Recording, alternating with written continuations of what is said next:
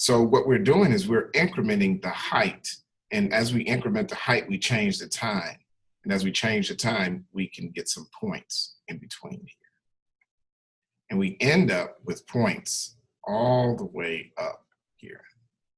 So we should have like 18 points all the way up here. Once we do that, we're going to find an equation of the line. So before we can just draw a line.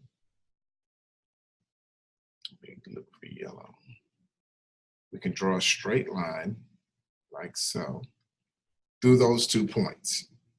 And the idea is you want to have a best fit curve. So you want to get as close as possible to the center of each one of these points. Now, what happens on the inside is called interpolation. So we're going to guess based on values that are between 2 known values. All right, that's going to be our yellow, our inner yellow. And let's go ahead and mark the outside as green. And our outer pieces here, it's going to be known as extrapolation. So it's when you go outside of the boundaries of known values. That's going to be extrapolation. And we can form a hypothesis based on either one of these techniques. So once we do this, we can actually put a ruler on here. I can select some value or some, let's just say I select 3.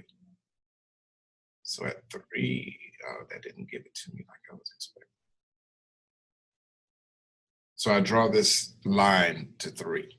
All I have to do is just go over to my y-axis and I can get an approximate value of where the ball is going to land. And you can do that all the way through here for these increments, 1, 2, 3. You probably can even go in between. We can actually go outside as well. And so these are not drawn the best, but I believe that you guys are getting the idea. We can go outside as well and we can extrapolate, okay?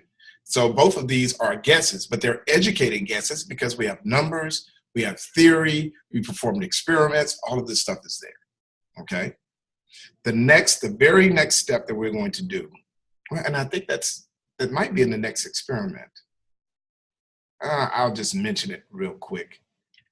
We're going to form an equation of the line, and it's going to be y is equal to mx plus b. So Microsoft Excel will do it for us, but we have what is known as linear regression. And we can do the same thing here with linear regression. Or we could just take 2 points on this line that's not associated with the points that we actually generated. And we can find the rise over the run. So we can take the rise and put it over the run. And we can use a mathematical technique to come up with our y is equal to mx plus b, where m is the slope of this line and b is the y-intercept. And of course, x is what's happening on the x-axis, so we know that that is theta. And y is what's happening on the vertical axis, so we know that that's delta x. This is how you think about it. This is where the rubber meets the road. You have data. How can I utilize this data to help me make good decisions or better decisions in the future? Okay. Sometimes we just do this intuitively or through experience. We kind of know. But if you want to set up something mathematical and you want to have more precision or something that you can go back to, something that you can refine, just like you do in real life, you can do this. All right. So enough of this. I definitely plan to share that with you guys. Let me make sure that I can see. Oh, it's only 1 page. Okay. So I'll definitely do my best to get that over to you guys. And I'm going to stop this portion of the video. And in the next video, we're just going to, you know what, it's so quick to pull the data over. Maybe I should just go ahead and do the data part. So this is what we'll do. We'll go to, we're going to go to Moodle Mobile. And under Moodle Mobile, you know we already have our sheet available. We're just going to share this with Dropbox through Microsoft Excel. So we're going to copy this to Microsoft Excel, but we're going to save it on Dropbox.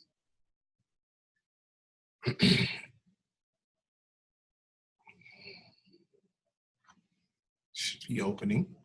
If yours doesn't open the first time and it gives you a bunch of errors, just open it again. Just do the very same thing again. So you can see that nothing opened. I mean, something opened, but it was my last experiment that was predicting the range. So let me go back and let me open this again.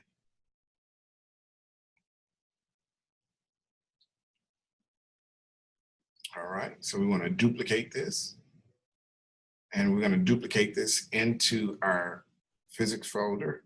Make sure in brass term 2. I want to go into interpolation. And it's not really, it's actually going to be interpolation and extrapolation. The next folder, I'm going to change that to the equation of the line. So say duplicate.